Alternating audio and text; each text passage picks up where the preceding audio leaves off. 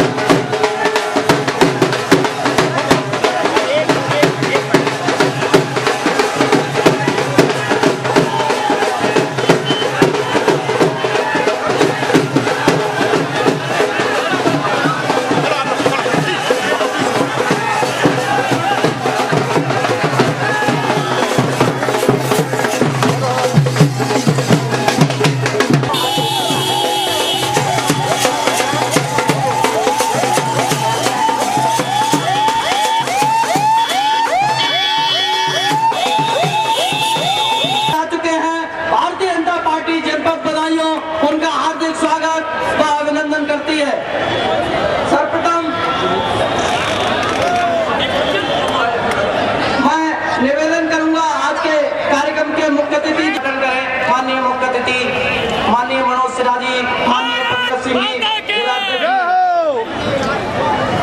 भारत माता। थोड़ा सा भैया आप साइड पे हो जाए भाई साहब।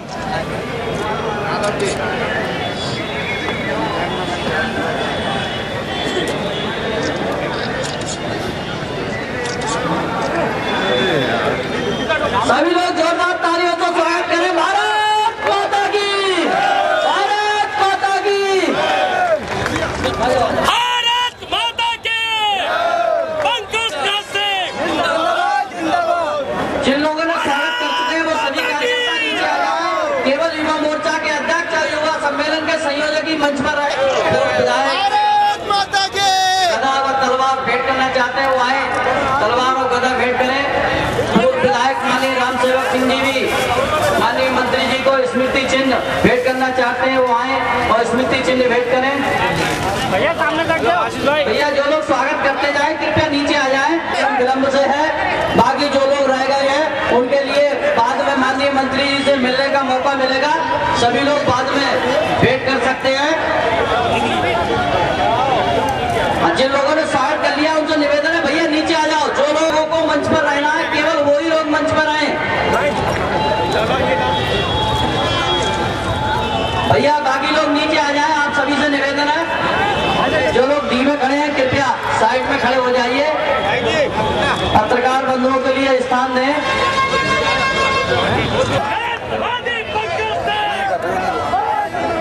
भारतीय जनता पार्टी और अपने परम श्रद्धेय नेता आदरणीय श्री मनोज सिन्हा जी को ही सुनने के लिए हम सब लोग यहाँ पर आए हैं और इसीलिए मैं बहुत लंबी बातचीत तो मैं नहीं करूंगा, क्योंकि अपने युवा सम्मेलन में जिस तरीके से मैंने आपका अभिनंदन किया है, आज अपने युवा सम्मेलन में, बधाइयों की युवा सम्मेलन में आप सब लोगों की तरफ से मैं अपने नेता माननीय श्री मनोज सिन्हा जी का भी मैं इस मंच पर हार्दिक अभिनंदन करता हूं। मैं उनका भी सिर झुकाकर मैं आपका स्वागत करता हूं। मित्रों, हुई एक यात्रा झांसी से, एक बलिया से और एक सहारनपुर से प्रारंभ हुई और चार यात्राएं चल रही हैं मित्रों भारतीय जनता पार्टी की तरफ से। लेकिन जब समाजवादी पार्टी को हम सब लोग देखते हैं तो समाजवादी पार्टी वालों को रथ पर चलना तो दूर, उनको समाजवादी पार्टी के लिए बार बार यह कहा जाता है कि समाजवादी पार्टी का समय अब चला गया है और मैं तो इतनी और पूरी की पूरी भ्रष्ट व्यवस्था को ही समाप्त कर देने के लिए आज यहाँ पर इतनी बड़ी संख्या में आप उपस्थित हुए हैं।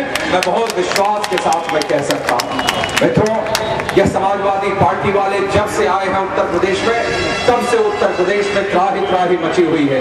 तब से उत्तर प्रदेश का चाहे नौजवान हो, चाहे वह किसान हो, चाहे युवा महसूस कर रहा है जो विश्वास उसने किया था एक नौजवान मुख्यमंत्री से, लेकिन उस नौजवान मुख्यमंत्री ने आज अपने नौजवानों के विश्वास को पूरा करने के बजाय उनके विश्वास को तोड़ने का काम किया है। और मैं समझता हूं कि हमारा नौजवान, मैं जानता हूं नौजवानों की भावनाओं, हमारा नौजवान किसी का उधार अपने माथे पर रखने का काम नहीं करता।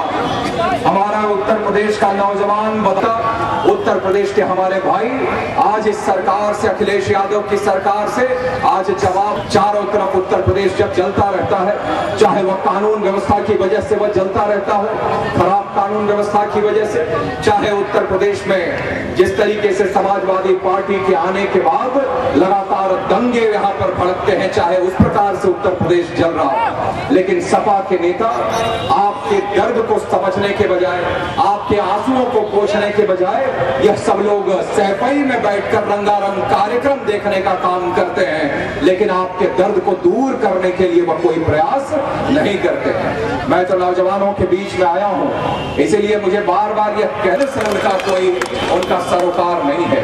ये हालत इस समय उत्तर प्रदेश में। अभी किसी कार्यक्रम में उनको तलवार सौंपी गई तो मुख्यमंत्री ने कहा कि तलवार दोगे तो इसको चलाऊंगा, इसका उपयोग तो करूंगा। आप सब लोगों ने सुना था, नहीं सुना था? लेकिन मित्रों, तलवार अगर सौंपी गई थी तो सिर्फ अपने चाचाओं को डराने के लिए तलवार इनको नहीं सौंपी गई थी, सिर्फ अपने चाचाओं के ऊपर चमकाने के लिए वह तलवार नहीं सौंपी गई थी। तलवार अगर उनके हाथ में ताकत अगर उत्तर प्रदेश की जनता ने सौंपी थी तो उत्तर प्रदेश के गुंडे और मवालियों के सर कलम करने के लिए आपको वह ताकत सौंपी थी, लेकिन इन्होंने उन गुंडे मवालियों के ऊपर, अपराधियों के ऊपर उन्होंने वह तलवार नहीं चलाई। वह तलवार का उपयोग वह करते हैं तो अपने चाचाओं के ऊपर वह चमकाने के लिए उसका उपयोग करते हैं। इससे हमारे जनता का, इससे हमारे प्रदेश के नौजवानों का भला नहीं होने वाला है। मित्रों, इन सब चीजों पर उत्तर प्रदेश के और हमारे बाप नष्ट कर देने का काम किया था, लेकिन उसके बावजूद इस देश में राजनीति करने वाले कुछ नेता, उन्होंने राष्ट्रवादियों के साथ खड़े होने के बजाय वह राष्ट्रवादियों से ही, वह इस देश की सरकार से ही, इस देश के सैनिकों, वीर जवानों से ही सबूत मांगने का काम करते हैं। मित्रों, मैं तो आप सब लोगों से चाहता हूं कि ऐसे लोगों को सबूत देने का काम करिए, ऐसे लोगों को करारा जवाब देने का काम आप करिए और उनको बताइए कि वह जो सैनिक वहां जाकर उन आतंकवादियों को कैंप नष्ट करने का काम करते हैं, वह कोई और नहीं बल्कि हमारे ही देश में पला बढ़ा, हमारे ही देश पर अपना जान न्यौछावर करने वाला वह जवान है, वह सैनिक है। यह सबूत उनको देने का काम करिए। मित्रों, आज तो राष्ट्रवाद या ईमानदारी के लिए यह कभी हमारे साथ नहीं खड़े होते, बल्कि यह सब लोग कभी गद्दारों के साथ और राष्ट्रद्रोहियों के साथ खड़े होते हैं, और जब बेईमानों के ऊपर कोई कार्रवाई होती है तो वह बेईमानों के साथ जाकर खड़े हो जाते हैं। मैं तो बस यही कहना चाहता हूं कि इन सब लोगों का हश्र आप सब लोग तय करेंगे। आने वाले समय में आप सब लोग इन सब लोगों का हश्र तय करेंगे, और जिस तरीके की कार्रवाई हमारे प्रधानमंत्री जी ने की है, मैं जानता हूं कि आज पूरे उत्तर प्रदेश के लोगों का, आज उनको समर्थन, पूरे देश के लोगों का समर्थन उनको आज मिल रहा है। और सच में इन सब चीजों की वजह से, ऐसे कामों की वजह से कि आज इन सब लोगों ने, इस देश में रहने वाले सभी लोगों को अपने माता की जय बोलनी चाहिए, भारत माता की जय बोलनी चाहिए, इसमें किसी को कोई आपत्ति नहीं होनी चाहिए। लेकिन आज ऐसे हालात इन सब लोगों ने बना दिए हैं, बसपा, सपा, कांग्रेस वालों ने, कि आज आप नौजवान सड़क पर भारत माता की जय बोलते हुए आप निकल जाइए, जनता अपने आप समझेंगे कि भारत माता की जय बोलने वाला यह कोई सपाई, बसपाई और कांग्रेसाई नहीं होगा, यह होगा तो सिर्फ और सिर्फ भाजपाई होगा। ऐसे हालात इस समय पूरे यहाँ देश प्रदेश में बन गए। उनको छुड़ाया जाएगा और उनका अधिकार जिनको है उनको हाथ में वह जमीन सौंपी जाएगी, यह हमारे राष्ट्रीय अध्यक्ष जी ने कहा है। हमारे ही उत्तर प्रदेश के पूर्व मुख्यमंत्री, हमारे नेता आदरणीय श्री राजनाथ सिंह जी ने भी कहा है कि उत्तर प्रदेश में हमारे गरीबों के आंख में आंसू देने वाला, हमारे उत्तर प्रदेश के गरीबों और मजदूरों को लूटने वाले अब अगर उत्तर प्रदेश में कानून को हाथ में लेने का काम करेंगे तो ऐसे गुंडे मवालियों को उल्टा टांग देने का काम हम सब लोग करेंगे। ऐसे हमारे नेताओं ने अपने आप लोगों से यह वादा किया है। अंत में यही कहते हुए कि आप सब लोग आगे बढ़ो। उस समय के भारतीय जनता पार्टी के राष्ट्रीय अध्यक्ष सम्माननीय श्री राजनाथ सिंह जी ने गुजरात के मुख्यमंत्री श्रीमान नरेंद्र मोदी जी को देश के प्रधानमंत्री के नाते जनता के सम्मुख प्रस्तुत किया, और राष्ट्रीय अध्यक्ष जी की अपेक्षा थी, लेकिन देश की जनता ने राष्ट्रीय अध्यक्ष जी ने जो आग्रह किया था उससे भी आगे बढ़कर के भारतीय जनता पार्टी को समर्थन दिया। 2.5 वर्ष बीत गए, हमारे विरोधी विशेष रूप से सवाल कर रहे हैं कि 2.5 वर्ष बीत गए, मोदी जी की सरकार ने क्या किया। मुझे लगता है मित्रों, लोग परिचित हैं, लेकिन अब 2.5 वर्ष बाद इस तरह के समाचार अखबार में अब नहीं छपते कि देश में कहीं लूट भी हो रही है। कहीं पढ़ा आपने भारतीय राजनीति के शब्दकोश का जो सबसे प्रचलित और महत्वपूर्ण शब्द बन गया था पिछले 30-40 वर्षों में भ्रष्टाचार, उस भ्रष्टाचार को मोदी जी ने सदा सर्वदा के लिए भारतीय राजनीति के शब्दकोश से बाहर कर दिया है। ये कोई सामान्य उपलब्धि नहीं है। ईमानदारी की बात करना और अवसर मिलने के बाद ईमानदार रहना, ये दो अलग अलग बातें हैं, जिसे मोदी जी ने और भारतीय जनता पार्टी की सरकार ने करके दिखाया। 2.5 वर्षों में जो काम हुए हैं, मैं गर्व से कह सकता हूं कि शायद इस रास्ते पर देश आगे बढ़ेगा तो इस देश से गरीबी निश्चित रूप से समाप्त होगी। दुनिया की कोई ताकत रोक नहीं सकती। और उसी क्रम में प्रधानमंत्री जिस दिन नेता चुने गए संसदीय दल के उन्होंने कहा था कि हमारी सरकार समर्पित है देश के गरीबों को, किसानों को, नौजवानों को और महिलाओं के सम्मान को। जितनी नीतियां बनाई है सरकार ने, जितने कार्यक्रम हाथ में लिए हैं, उनके केंद्र बिंदु में ही गरीब, किसान, नौजवान और महिला का सम्मान है। चाहे वो जनधन खाते की बात करें, 22 करोड़ लोगों का खाता खुल जाए इस देश में। बैंकों का राष्ट्रीयकरण भले श्रीमती गांधी ने किया हो, लेकिन गरीब आदमी के दरवाजे बैंक को पहुंचाने का काम श्रीमान नरेंद्र मोदी ने किया है। और मैं तो कहना चाहता हूं कि अगर सामाजिक छुआछूत मिटाने का श्रेय यह देश महात्मा गांधी को देता है, तो आजाद भारत का इतिहास जब भी लिखा जाएगा, आर्थिक छुआछूत मिटाने का श्रेय देश नरेंद्र मोदी को देगा। इस तरह की योजना सरकार ने शुरू की। सामाजिक सुरक्षा की और भी योजनाएं, 12 रुपए में 2 लाख का दुर्घटना बीमा। इस देश में 12 रुपए में कफन भी नहीं मिलता। आपने ऐसा प्रधानमंत्री बना दिया जो 12 रुपए में 2 लाख का दुर्घटना बीमा देगा, बिना किसी भेदभाव के। अगड़ा है, पिछड़ा है, हिंदू है, मुसलमान है, भारत का नागरिक है, 12 रुपया जमा करेगा तो 2 लाख के दुर्घटना बीमा का हकदार होगा। 330 रुपया सालाना, 90 पैसा 91 पैसा रोज, 2 लाख का सामान्य बीमा। हमारे इलाके में बीड़ी का प्रचलन बहुत है, पता नहीं बदायूं में है कि नहीं। बीड़ी पीने वालों का भी 5-6 रुपया रोज खर्च हो रहा। जो गुटखा चबाते हैं वो 15-20 पहुंच जा रहे हैं। ऐसी सरकार आपने बना दी, 90 पैसा रोज जमा करिए, 2 लाख का सामान्य बीमा आपके लिए उपलब्ध है। सम्मान पूर्वक देश के बुजुर्ग भी रह सके, उनके लिए भी श्रद्धेय वाजपेयी जी के नाम से अटल पेंशन योजना शुरू की। गांव में 1000 से लेकर 5000 महीने पेंशन मिले, इसका इंतजाम किया। हर 15 दिन पर एक नए अभियान, एक नए कार्यक्रम। डीएपी की कीमत 100 रुपए प्रति बोरी से ज्यादा कम हुई है और यूरिया की कीमत 40 रुपए प्रति बोरी से ज्यादा कम हुई है। उपलब्धता तो हो ही गई, लेकिन किसानों के लिए फर्टिलाइजर के दाम जिस कदर से कम किए हैं सरकार ने, मैं समझता हूँ पिछले 25 वर्षों में कभी केमिकल रासायनिक उर्वरक का दाम कम नहीं होता था बढ़ने के सिवाय। ये पहली सरकार फसल बीमा योजना लागू कर दिया है, न्यूनतम प्रीमियम और अधिकतम कवरेज। लेकिन उत्तर प्रदेश में जो सरकार है उसको बात तो जरूर किसानों की करेगी, लेकिन किसानों में रुचि उसकी नहीं है। विदाई की बेला, इसलिए उनसे कुछ अपेक्षा करना भी मुझे लगता है उचित नहीं है। अनेक काम किए हैं, सारी मंडियों को ही प्लेटफॉर्म से जोड़ने का अभियान चलाया है। बदायूं की मंडी में दाम कम है तो यहाँ का किसान अहमदाबाद और बेंगलोर की मंडी में बेच सकेगा, इसका इंतजाम सरकार कर रही है। अधोसंरचना के क्षेत्र में, चाहे रेलवे हो, नेशनल हाईवे हो, मैं जिम्मेदारी से बात कहना चाहता हूँ मित्रों, 28 वर्षों में जितनी परियोजनाएं उत्तर प्रदेश में स्वीकृत हुई हैं, 40 वर्षों में उत्तर प्रदेश के लिए इतना धन कभी किसी सरकार ने नहीं दिया।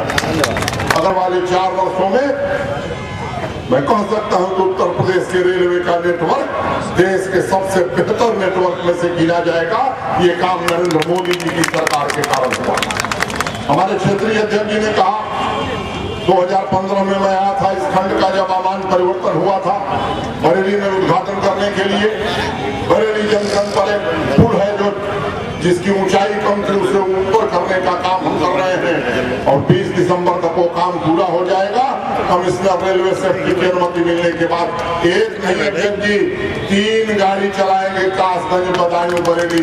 एक की बात छोड़िए, 3 गाड़ी चलाएंगे। आपने कहीं मांगा है, ये मोदी जी की सरकार कहती है कि बदायूं में विशेष रूप से ध्यान रखना है क्योंकि यहाँ के कार्यकर्ताओं का बड़ा उत्पीड़न हुआ है, इसलिए एक नहीं 3 गाड़ी चलाएंगे।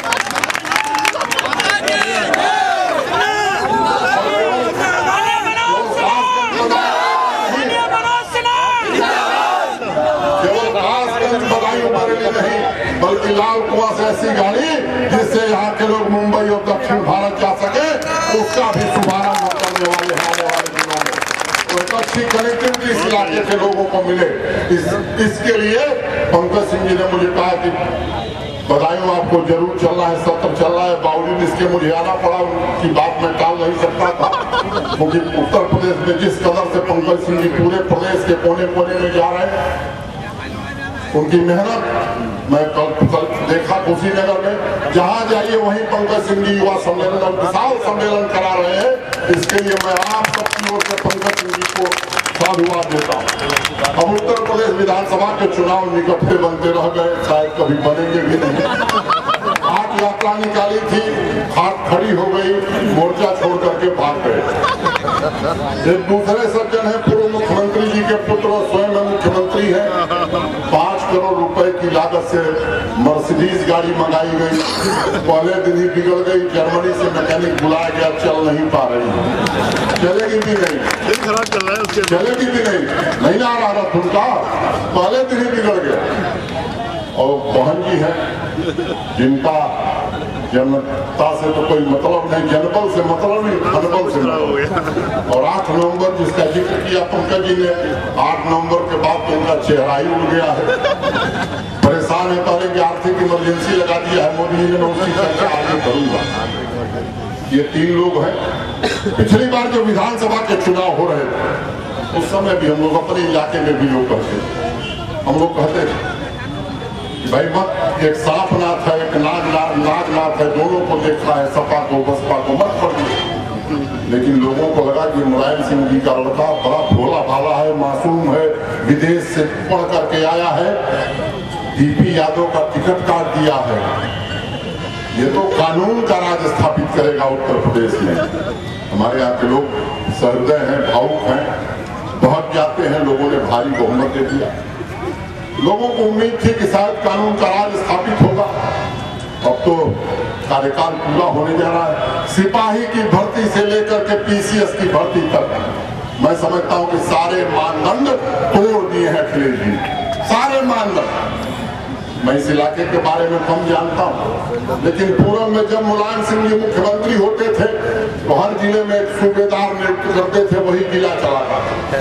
हमारे जिले में रामचंद्र यादव जी, बनवारी यादव है, क्या बनवारी यादव, इलाहाबाद में अतीक अहमद, जौनपुर में पारस यादव, आजमगढ़ में बलराम यादव, हर जिले में सूबेदार नियुक्त करते थे। अखिलेश जी ने विदेश में पढ़ने के कारण एक नया तरीका शुरू किया, धीरे धीरे भर्ती कर दी।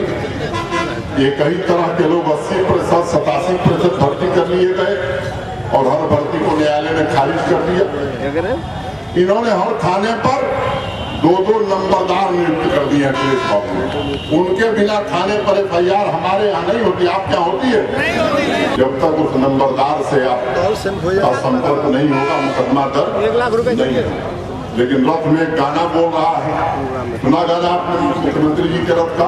नहीं। विकास बोलता है। मैं पूरे उत्तर प्रदेश में घूम रहा हूँ, पूरे उत्तर प्रदेश के कोने कोने में गया, जनता कहीं नहीं कहीं विकास बोलता है। मुख्यमंत्री जी का गाना बज रहा है, विकास बोलता है। युवा रोजगार खोजता है, विद्यालय अध्यापक खोजता है, स्कूल डॉक्टर खोजता है, लेकिन ये तो कहीं दिखता नहीं। मुख्यमंत्री जी का गाना बोल रहा है कि विकास बोलता है। कहाँ बोल रहा है मुख्यमंत्री जी? खेत सिंचाई खोज रहा है, किसान क्रय केंद्र खोज रहा है, ये दिख नहीं रहा। मुख्यमंत्री जी कह रहे हैं कि विकास बोलता है। सही बात। व्यापारी और बहनें सुरक्षा खोज रही हैं, ये कहीं दिख नहीं रही। उत्तर प्रदेश में गाजियाबाद से लेकर गाजीपुर कितनी घटनाएं हुई हैं। जवाहर बाग से शुरू करूं कि कैराना से, सहारनपुर की बात बताऊं कि मुजफ्फरनगर की, गुंडों और अपराधियों का राज कायम कर दिया है पूरे उत्तर प्रदेश में। और मैं समझता हूं कि जो सरकारी आंकड़े हैं, अपराध सबसे ज्यादा आज देश में के किसी प्रदेश में हो रहा है तो उसका नाम है उत्तर प्रदेश। ये स्थिति पैदा कर दी उत्तर प्रदेश के है जिसमें समाजवादी पार्टी का शासन, जहां कानून का राज नहीं चलता, एक परिवार का राज चलता है। इसलिए युवा नौजवान साथियों, मैं आपसे आग्रह करना चाहता हूं कि आज रैली में संकल्प लेकर के जाना है, आज से लेकर के और मतदान की तारीख तक। जब तक समाजवादी पार्टी को हिंद महासागर के उस पार नहीं पहुंचा लेंगे तब तक चैन से नहीं बैठेंगे। ये संकल्प इस सम्मेलन से लेकर के जाइए, विदाई तय है। मैं सन 1984 में ही लोकसभा का चुनाव लड़ गया, 25 साल का। दाएं आधे बाएं, वही हाल इनका भी है। विधानमंडल दल के नेता छोड़ के चले गए, पार्टी के राष्ट्रीय उपाध्यक्ष छोड़ करके चले गए, 2-3 प्रतिदिन जा रहे हैं। अंतिम समय में नसीम भाई और वकील साहब लखनऊ वाले 2 ही रहने वाले हैं, बाकी कोई रहने वाला नहीं है। तो इनका काम तो खत्म है। समाजवादी पार्टी ने जो पिछले 4.5-5 वर्षों में जो आतंक फैलाया, लोगों के मन में दहशत फैलाई, उसका लोकार्पण कर दिया। 22 को पिताजी का जन्मदिन था। मेरे एक मित्र हैं लखनऊ के टंडन जी, अंशु टंडन, उसी 21 तारीख को इटावा से रूड़ा गए। उन्होंने एक संदेश भेजा मुझे उस सड़क के बारे में, मैं पढ़ना नहीं चाहता हूँ, लेकिन ईमानदारी से सच आपको बताना चाहता हूँ। जितने ब्रिजेज हैं एक भी पूरे नहीं हुए हैं। दाहिने तरफ की जो सड़क है उस पर मेटालिक बनाने का जो काम है वो पूरी तरह अधूरा है। एक्सपेंशन जॉइंट भरे नहीं गए हैं और इसी के कारण उत्तर प्रदेश सरकार के वरिष्ठ प्रशासनिक अधिकारी जिनके कंधों पर जिम्मेदारी थी, दुर्घटना इतनी हुई। हमने कहा वो नहीं मिलेगा, कोई उपाय बताइए। हम इस सरकार में उपाय कोई नहीं होता है, जो हो गया वो हो गया। अब अनेक लोग परेशान हैं।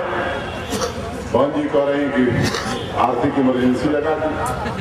मुख्यमंत्री प्रधानमंत्री जी कह रहे हैं 1000 और 500 की नोट बंद करके हमने देश में आतंकवाद को, नक्सलवाद को रोका है, काले धन को रोका है। जिन लोगों ने भ्रष्टाचार करके जनता की, देश की गाढ़ी कमाई का पैसा लूट के रखा था, और वो गरीबों के हित में काम आएगा, इसका इंतजाम किया है। मुख्यमंत्री जी कह रहे हैं काले धन से आर्थिक मंदी खत्म होती है, विकास तेज होता है। मुख्यमंत्री जी कौन सा विकास काले धन से आप करना चाहते हैं? मुलायम सिंह जी, उनके पिताजी 2 कदम आगे बढ़ गए। उन्होंने कहा कि भाई कर तो दिया, ठीक किया, 7 दिन की मोहलत दे दो। 7 दिन में क्या करेंगे मुलायम सिंह जी? और बहन जी तो खैर आर्थिक इमरजेंसी लग गई। अब एक नई बात कर रहे हैं लोग, लाइन लंबी लग रही है। भाई जनता अभ्यस्त है। बोले राशन की दुकान पर हम लाइन लगाते थे, होगा जिससे लोगों को यातायात की दृष्टि से सुविधा मथुरा होकर के ये गाड़ियाँ जाएंगी, तो अनेक गाड़ियों का परिचालन धीरे धीरे कर दिया। बदायूं स्टेशन पिछले साल उस पर कुछ काम हुए हैं यात्री सुविधाओं की दृष्टि से, और मुझे लगता है कि अच्छा भवन बदायूं स्टेशन का बन गया है। कुछ हमारे सहयोगियों ने और यहाँ के नागरिकों ने कुछ छोटी मोटी बातें और बताई, वो निर्देश दे दिए जाएंगे, वो भी काम बदायूं से पूरे। पोस्ट ऑफिस भी 8 नवंबर के आदेश के बाद कहना था कि प्रधानमंत्री जी भावुक हुए, सदन से भाग रहे हैं, सदन में आए, हम उन्हें और भावुक करेंगे। तो इस तरह से राहुल जी हमला कर रहे हैं नोटबंदी को, क्या लगता है? राहुल जी की बात पर मुझे प्रतिक्रिया नहीं देनी है, लेकिन प्रधानमंत्री जी सदन में मौजूद रह रहे हैं।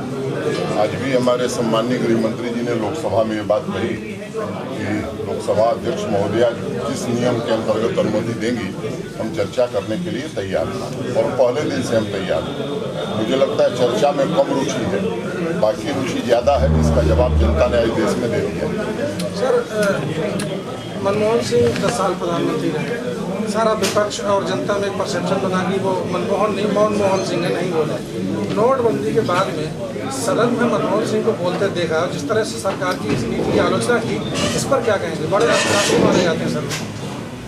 मनमोहन सिंह जी निर्विवाद रूप से बड़े अर्थशास्त्री हैं। देश में 10 वर्ष तक उनका अर्थशास्त्र पढ़ा है।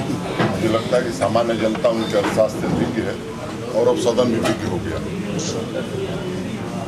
मंत्री जी, अभी बहुत दिनों से सुना जा रहा था कि टेलीकम्युनिकेशन कंपनियां कॉल ड्रॉप से मुक्ति दिलाएंगी, जो अभी तक नहीं मिली। क्या आगे पॉसिबल है कि कॉल ड्रॉप से मुक्ति मिलेगी? कॉल ड्रॉप तो एक निरंतर मॉनिटरिंग करने वाली प्रक्रिया है, लेकिन पिछले 4 महीनों में ट्राई की रिपोर्ट आई है।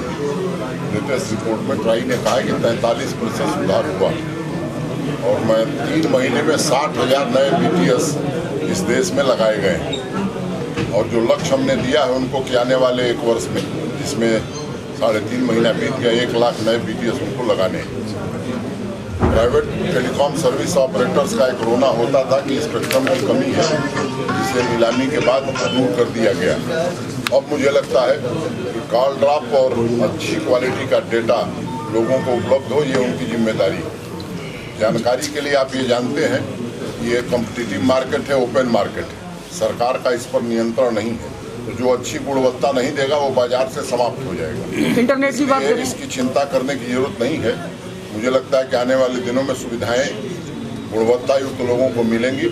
जहाँ तक सरकार का प्रश्न है तो हमने ट्विटर सेवा भी शुरू की है ताकि सामान्य लोग ट्वीट करके शिकायत कर सकें, और आने वाले 10 दिनों में IVR सिस्टम भी हम शुरू कर रहे हैं कि देश का कोई भी नागरिक उस पर फ़ोन करके फ्री कॉल करके बता सकता है कि इस एरिया में कॉल ड्रॉप हो रहा है या इस एरिया में डेटा की क्वालिटी अच्छी नहीं है, उस पर विभाग कार्रवाई करेगा। विपक्ष आरोप लगा रहा है कि नोटबंदी से ठीक पहले भाजपा ने कई राज्यों में अपने जिला मुख्यालयों पे कार्यालय के लिए ज़मीन खरीदी, और मतलब कि कुल मिला के तात्पर्य है कि भाजपा ने अपने लोगों को पहले ही बता दिया था पैसा कैसे एडजस्ट करना। दूसरा आरोप ये लग रहा है भाजपा पे कि अंबानी से मिलकर जियो की लॉन्चिंग की है, उसमें मोदी जी ने उनको फ़ायदा पहुँचाया। सर, इस आरोप पर क्या कहेंगे? पहला जो आरोप है आपका कार्यालय का, मेरा नहीं सर, विपक्ष का। आपके मुंह से ही सुन रहा हूँ, विपक्ष का आरोप है, आप मेरे सामने रख रहे हैं। तो ये योजना पिछले 2 वर्ष से भारतीय जनता पार्टी ने राष्ट्रीय स्तर पर तय किया कि सभी जनपदों में हम अपना कार्यालय बनाएंगे, और जिन जिन जनपदों ने जमीन तय कर ली वहाँ कार्यालय के निर्माण का काम भी शुरू हो गया। कुछ कम ऐसे जगह होंगे जहाँ जमीन तय नहीं है। दूसरा, जहाँ भी रजिस्ट्री होती है तो आप तमाम विद्वान पत्रकार हैं, वो उसमें नंबर 2 का तो चेक दिया जाएगा या मैंने ट्रांसफ़र किया जाएगा, तो उसमें कोई खेल नहीं है। जिसके पास कुछ कहने के लिए नहीं है वो भारतीय जनता पार्टी के कार्यालय की बात उठा रहा है। जहाँ तक रिलायंस जियो की बात है, मैं स्पष्ट करना चाहता हूँ कि इस देश में जो लाइसेंस लेगा उसे टेलीफोन सर्विस प्रोवाइड करने का अधिकार है, और आज नहीं 8 वर्ष पूर्व रिलायंस जियो ने लाइसेंस लिया था, स्पेक्ट्रम लिया था, और तब से वो प्रक्रिया में था। तो ये आरोप लगाना बड़ा सस्ता है। मैं जिम्मेदारी से कह रहा हूँ कि अगर कोई प्रमाणित कर दे तो राजनीति से हम संन्यास ले लेंगे। सर, एक सवाल आपसे और सर, एक सवाल और उमर अब्दुल्ला जी का सर विवादित बयान आया है POK को लेके, सर क्या कहना चाहिए उमर अब्दुल्ला जी का? और आदमी की बात पर प्रतिक्रिया देने के लिए मैं नहीं हूँ। आपको भाजपा के बारे में पूछना हो पूछिए, रेलवे के बारे में पूछना है पूछिए, BSNL के बारे में पूछना है। कौन क्या कहा उस पर राय देने के लिए मैं अधिकृत नहीं हूँ, पार्टी के प्रवक्ता है। मंत्री जी, जहाँ तक सवाल है कि इंटरनेट की स्पीड जो कि सही नहीं मिलती, 3G की अगर बात करें तो 3G का डाटा कराते हैं तो उसकी स्पीड अच्छी नहीं मिल रही है, जबकि दूसरे देशों में ऐसा नहीं है। क्या कहना चाहेंगे आप इस पर? नहीं, ये सही है कि दूसरे देशों जैसी स्पीड हमारे पास नहीं है, लेकिन एक अत्यंत महत्वाकांक्षी योजना भारत सरकार ने शुरू की है, नेशनल ऑप्टिकल फाइबर नेटवर्क की, और हमने लक्ष्य रखा है 1 लाख ग्राम पंचायतों तक 2017 मार्च तक हाई स्पीड इंटरनेट हम पहुंचा देंगे, और उस लक्ष्य को हम 31 मार्च नहीं 15 मार्च तक पूरा कर देंगे। शेष जो 1.5 लाख ग्राम पंचायतें हैं, 2018 अक्टूबर तक का लक्ष्य है, और दोनों काम हम समय से करेंगे। उसके बाद देश के हर नागरिक को हाई स्पीड इंटरनेट उपलब्ध होगा।